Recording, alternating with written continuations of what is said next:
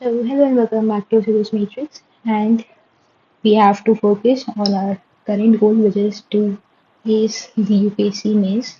So, I have to prepare for it really well. So, the series of Ashtavakra Gita videos which I've seen on a daily basis, these were recorded just after the drilling. So, after 26th of May, for 27th, from 26th, 27th, I was kind of low and there had been some instances relate to my corporate life as well. So in that time, I just read the Ashtavakra Gita and thought of recording it.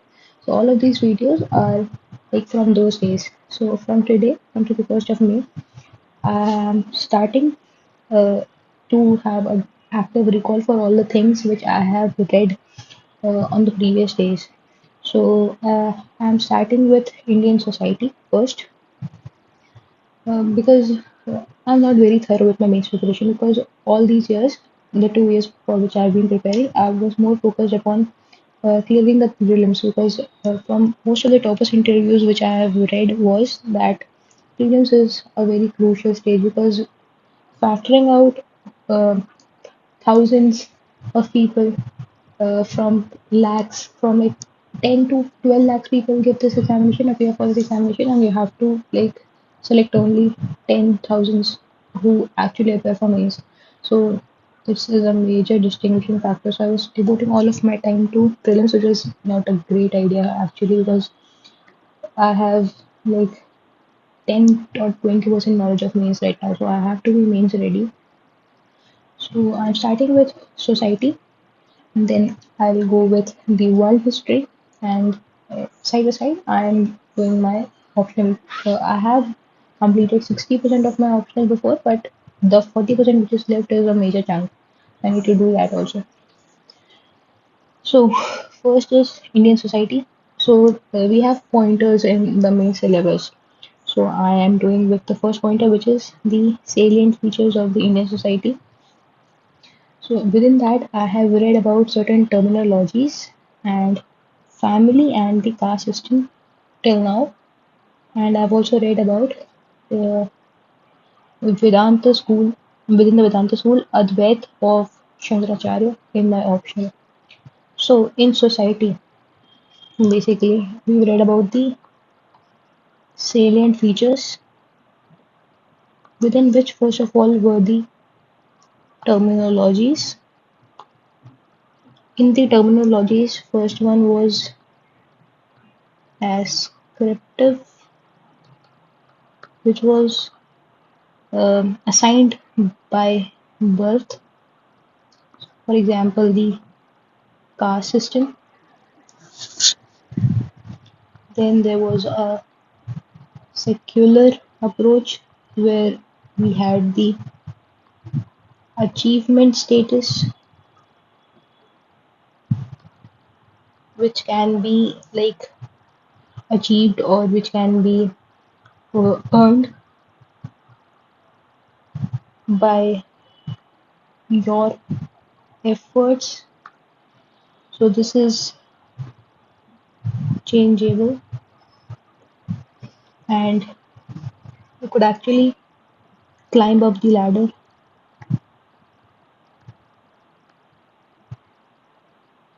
and it is not fixed. So these are the ascriptive and secular approaches.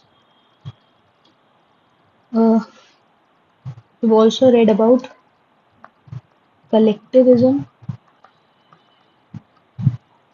and particularism.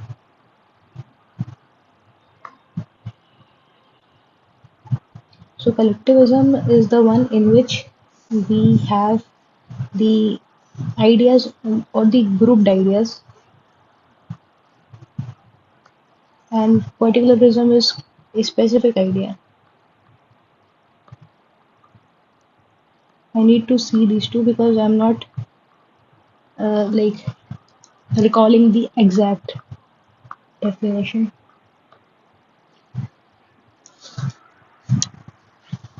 Then I read about the role of British rule in shaping the Indian society.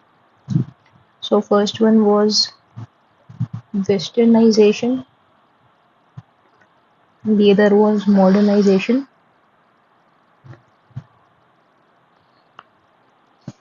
So westernization is basically copying the ideas or style or habits of the West without any rationale.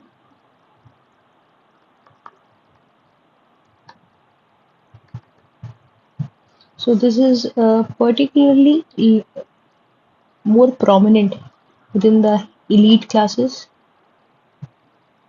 and it is more focused upon the peripheral things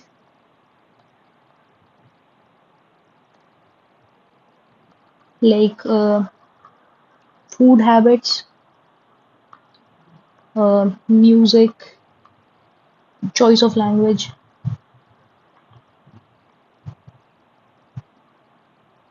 whereas modernization is like a total transformation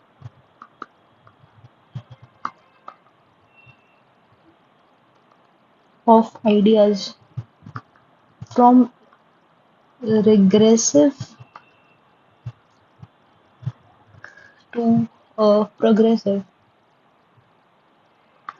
This happens within the tech infrastructure,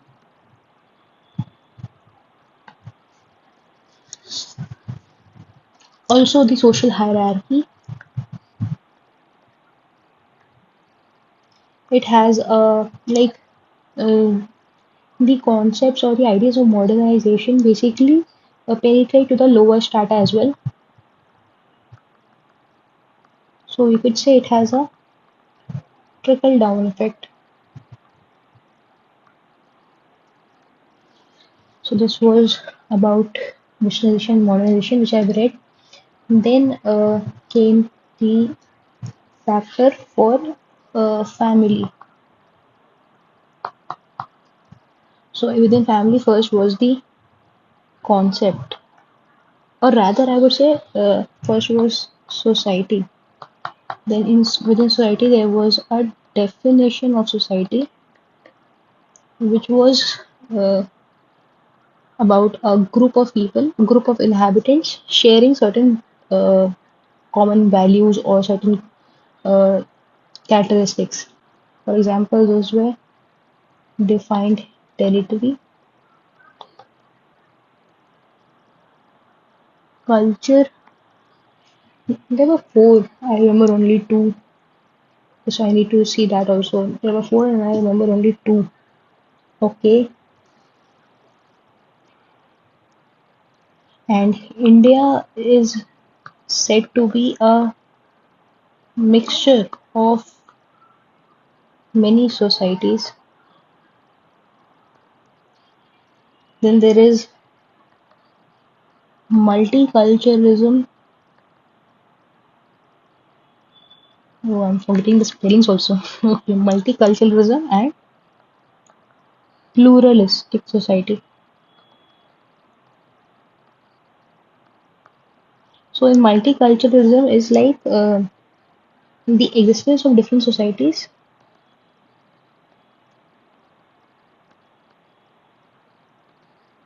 where they have their different values. Whereas in pluralistic societies, the only difference from multiculturalism is that there is a dominant society. It also exists, and uh, the other societies prevail, but they have to be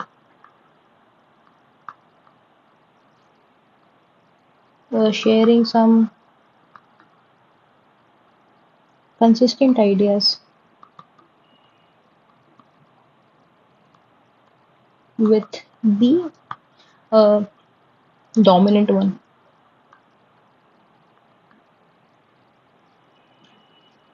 Then there were two theories. First was the melting pot, the other was the salad bowl. In the melting pot, basically, uh, all the societies basically dissolved and they lost their unique traits.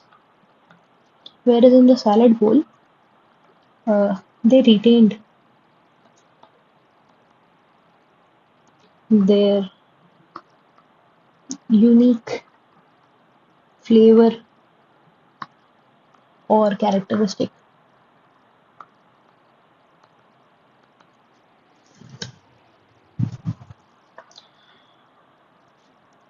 Then there were ideas about the uh, intermingling of tribals. First one was isolation, like you need to keep them separate.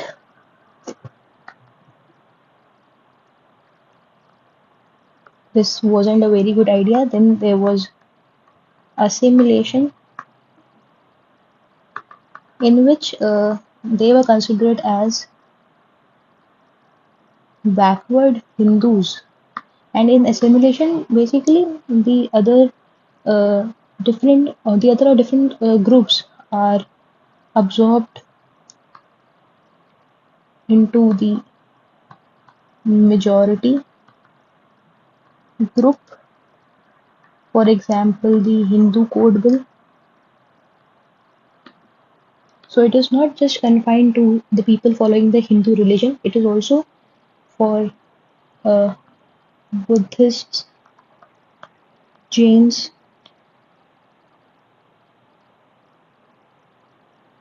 Then there was this idea for integration, which was adopted by the then government, and it led to the Panchasheel policy for tribals. So according to this idea, the tribals, although they were inter or they were integrated with the rest of the society, but they retained their rights with respect to land, culture, also their uh, economic rights to some extent. So within the Panchashri policy, it was said that the government must take action with consonance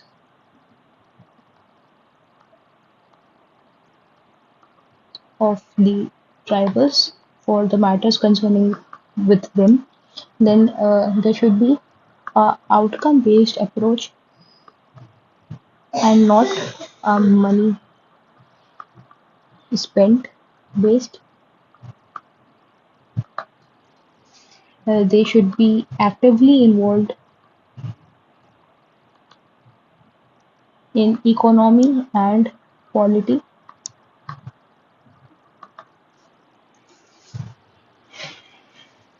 There were like efforts for their land rights and for the preservation of their culture as well in the sponge shield policy. Okay, so now we come towards the family aspect. So first was the concept. Uh, the definition of the family is people inhabiting a defined area, or maybe their residence. Then there is a sexual gratification within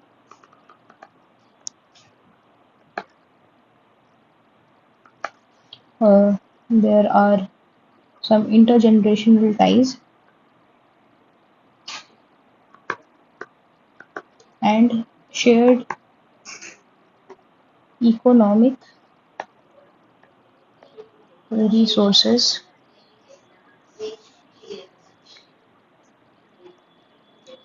There were other points as well, but I remember these right now, so I need to see that as well. Then two types of families: joint and nuclear.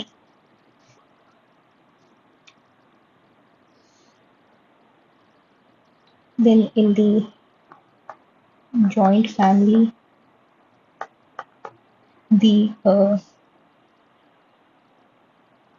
ascriptive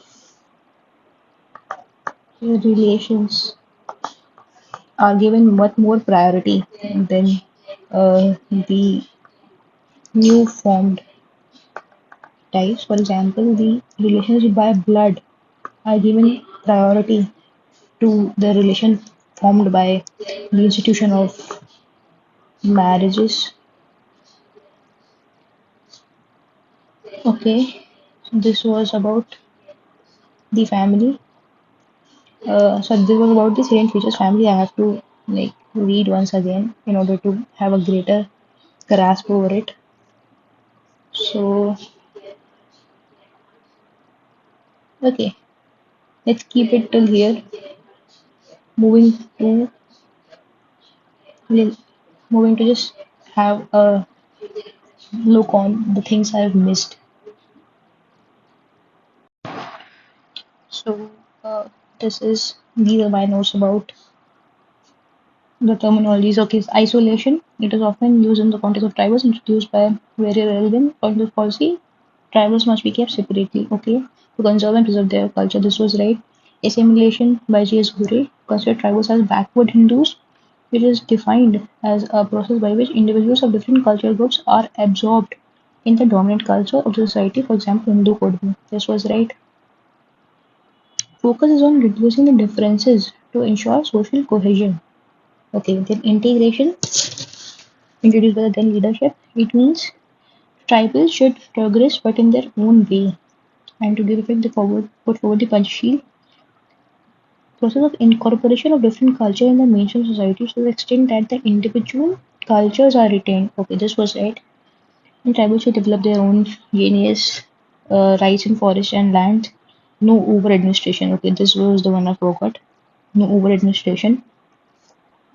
Tribal assistance in managing quality in the economy. Valuation of development should not be on the basis of money spent, but outcome. Okay. Then multiculturalism, peaceful coexistence of different cultures. People have a tendency to celebrate, retain, and transmit their culture from one generation to another. Then the melting pot and salad bowl. So multiculturalism and pluralism difference that the dominant culture exists in the pluralistic societies. Okay. So the dominant culture also accepts their values and practices as long as it is consistent with their ideology. Okay, so there has to be a common thing. Then cultural lag, I need to. Okay, okay, about the cultural lag, the things I remember. So basically, in order to transition from uh, like transition from uh, ritualistic or hierarchical society to the one where technologies have taken over or technologies have come into existence, the time it would take for a ritualistic or traditional society in order to uh, be more technologically efficient or more technologically uh, oriented. That time lag is known as the cultural lag. For example, it takes time for us to have a greater grasp about technology. For example, YouTube, it started way back in the early 2000s and it has gained prominence in India, especially after 2017. So it took these 17 years in order to YouTube to start more effectively penetrate into the lower stratas or the lower sections of the Indian society. So this time lag is known as the cultural lag. Okay. Then there is social empowerment. Social empowerment is about giving the people the autonomy in decision making. So it is considered with the it is also it can also be explained in with the aspect of with the example of the women. So the earning or the working women who earn their own money, if they don't have the liberty or the autonomy to spend their money on whichever thing they wish upon, then this is not social empowerment. They're not actually empowered in that sense, because in order to have social empowerment, you need to give them certain autonomy in decision making so that they could come out of the chains of the regressive ideas, and they could also contribute towards their own development.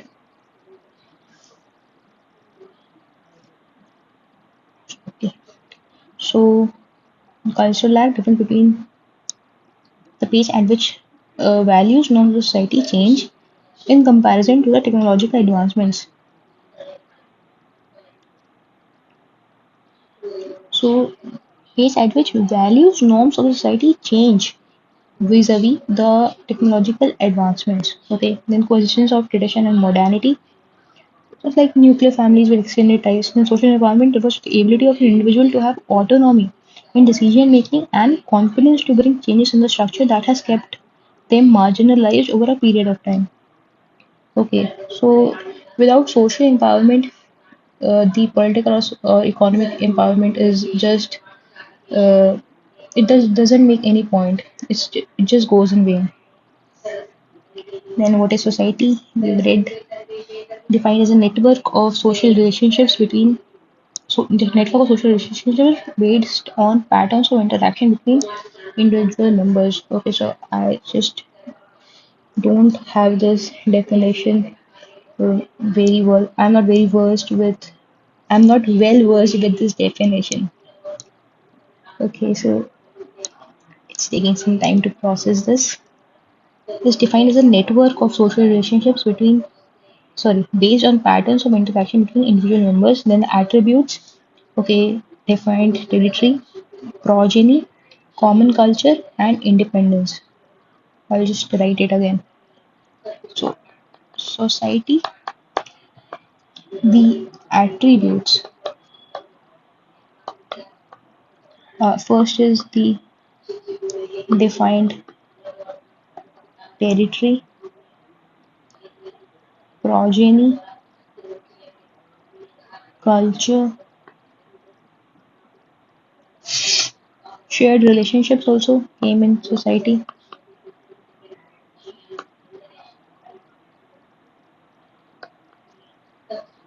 So, defined territory, progeny, common culture, and independence. I forgot independence again. Okay. Okay. So, society basically is a network of interactions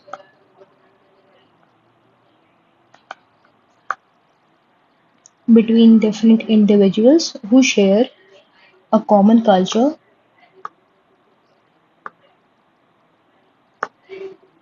Then the attributes are first is the defined territory, progeny, common culture, and independence.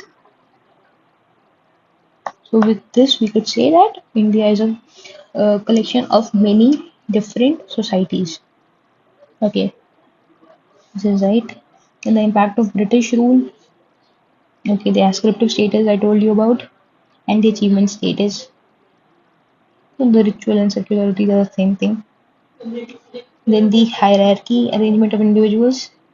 So hierarchy is basically the arrangement of individuals who are stratified like within layers. Then egalitarianism is equal treatment for all. So earlier we had a strong religious orientation, which means that religion was not just a matter of faith. but also a way of life. But now we've been transitioning to a more rational approach where we've developed a scientific temper, and religion is just an aspect of our life and it's not just a way of life. Then we read about particularism, like when a particular group of people are given more importance or more prominence than the others. Here we have a relationship obligation. So obligation is given primary primacy over law. This characterized with the saying, "You show me the man, I show you the rule." Okay, westernization, modernization, we have done.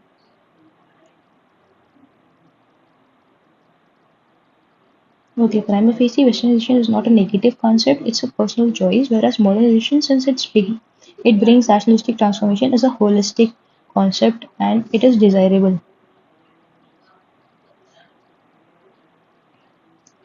Okay, so we have done the two topics, society and terminologies. I'll read the family one today and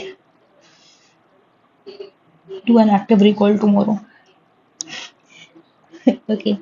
Then moving towards my optional, which is philosophy. I don't know how people have a good handwriting while even recording videos and while uh, having a voiceover.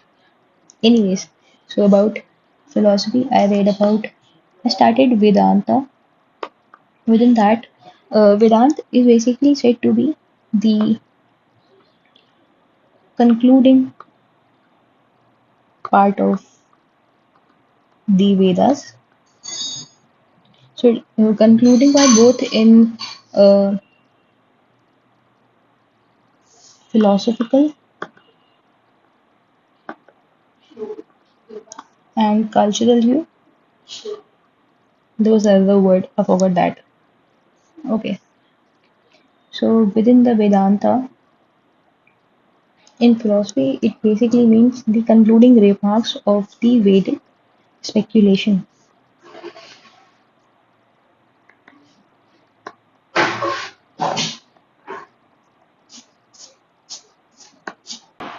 So Vedanta has been interpreted by different scholars in their own ways.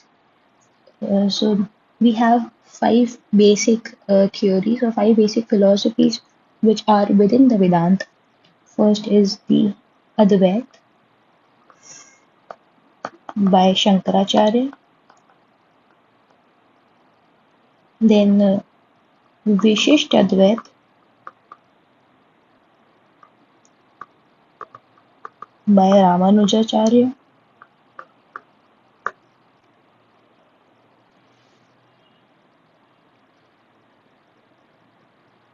okay, then we have uh, okay, Advait, Vishish Advait, and then Madhavacharya wrote.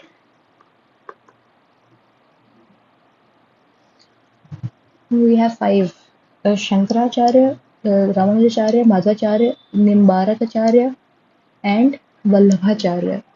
Vallabhacharya wrote Shuddhi Dvait.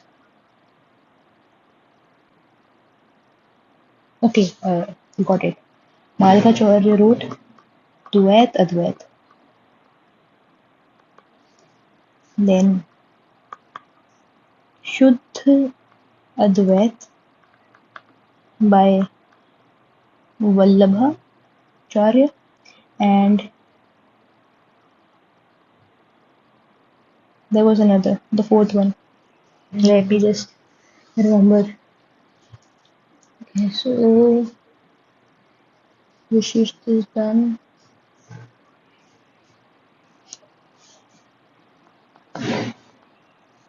Nimbarak.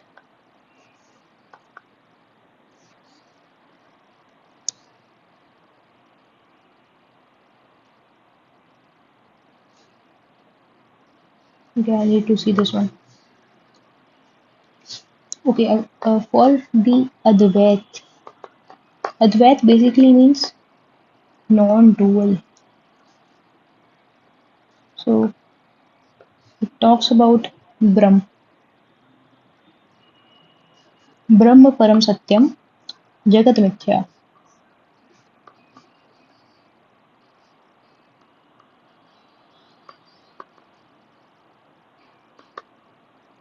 So Brahm is the only truth, whereas Jagat is mithya, or Jagat is somewhat considered as false, because Brahm is transcendental, pure, uh, it is nirgun, it is anirvachaniya,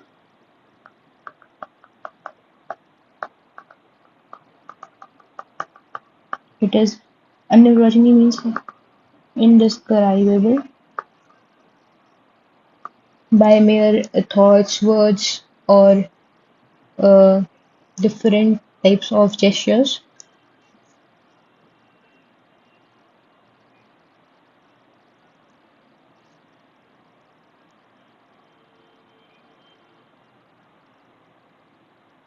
Brahm is the only true reality.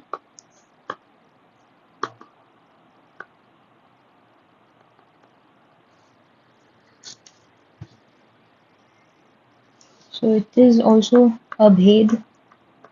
It is free from all differences, be it jatiya bhed, sajatiya bhed. There are three types of bhed. Sajatiya, I have to see the three bheds as well.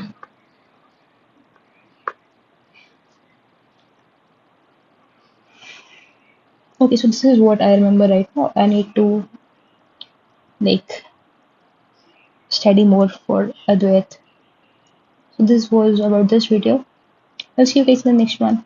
And we'll try to bifurcate the GS part and the philosophy part. So there will be, I guess, two videos would be better, because if I bifurcate it into two, it would be much better for my revision, as well as that there is some kind of time gap, so that I would have more liberty in trying to uh, like remember the facts, because right now I am remembering more about society than about my option. So thank you for watching.